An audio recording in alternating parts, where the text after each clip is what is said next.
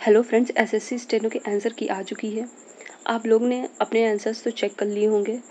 मेरे पास स्टूडेंट्स के काफ़ी मैसेज आंसर की आने के बाद आ रहे हैं और it's really worrisome situation right now कि बच्चे इतने ज़्यादा परेशान हैं, इतने ज़्यादा डिफ़िकल्टी के साथ उन्होंने पेपर दिया था।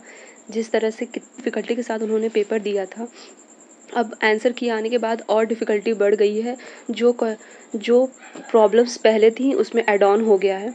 जैसे कुछ बच्चों ने क्या-क्या इश्यूज़ आए हैं बच्चों को, वो मैं आपको पहले सबसे बताना चाहती हूँ। सबसे पहले अटेम्प्ट इश्यू, बहुत से बच्चे बता रहे हैं कि उन्होंने जितने क्वेश्चन किए थे, वो किसी ने जैसे 140 क्वेश्चन किए थे, उनको याद है कि मैंने 140 क्वेश्चन किए थे, तो उनका 130 क्वेश्चन दिखा रहा है कि उनका 130 क्वेश्चन ही सिर्फ है।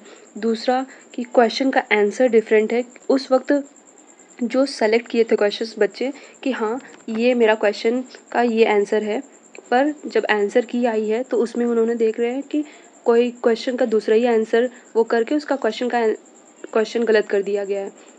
बहुत से क्वेश्चन में जब क्वेश्चन ही हुआ, एग्ज़ाम हुआ था, तभी बहुत से क्वेश्चंस में हमें देखने को मिला था कि सेम ऑप्शंस हैं, मल्टीपल।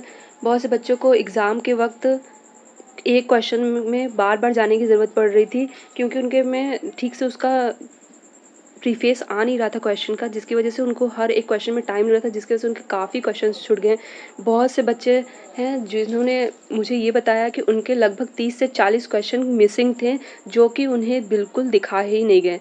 मान लीजिए कि आपके पास 200 क्वेश्चन का पेपर है, हम लोग 2 बच्चे हैं, दो बच्चों में एक बच्चे को 200 क्वेश्चन का पेपर अटेम्प्ट करने को मिला है और एक बच्चे को सिर्फ 160 क्वेश्चन अटेम्प्ट करने को मिले हैं।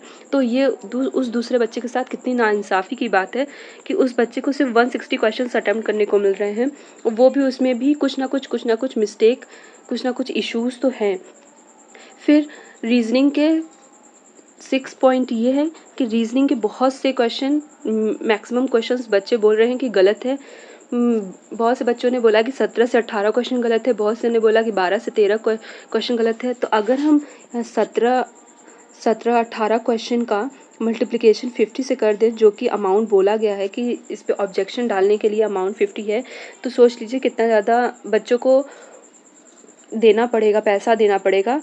बात की बात है कि वो बाद में पैसा वापस आएगा या नहीं आएगा। जैसा बोला गया है कि अगर होता है तो आप वापस आ जाएगा, अगर मानेगा आयोग तो।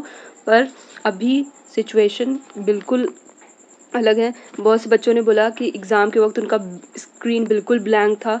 अब क्वेश्चन आंसर की में देख रहे हैं तो वो क्वेश्चन सारे के सारे आंसर क्वेश्चंस दिख रहे हैं, पर सारे के सारे क्वेश्चंस में सिर्फ येलो कलर से है कि मतलब अनअटेम्प्टेड है। जब बच्चों को क्वेश्चंस ही नहीं दिखेंगे तो बच्चे अटेम्प्ट कैसे करेंगे।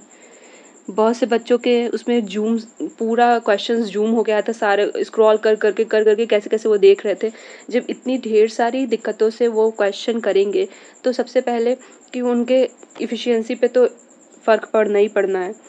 अब क्या है कि सारे लोग जब तक एक नहीं होंगे, तब तक कुछ पॉजिटिव रिज़ल्ट हमें सोचने को भी नहीं हो सकता कि है।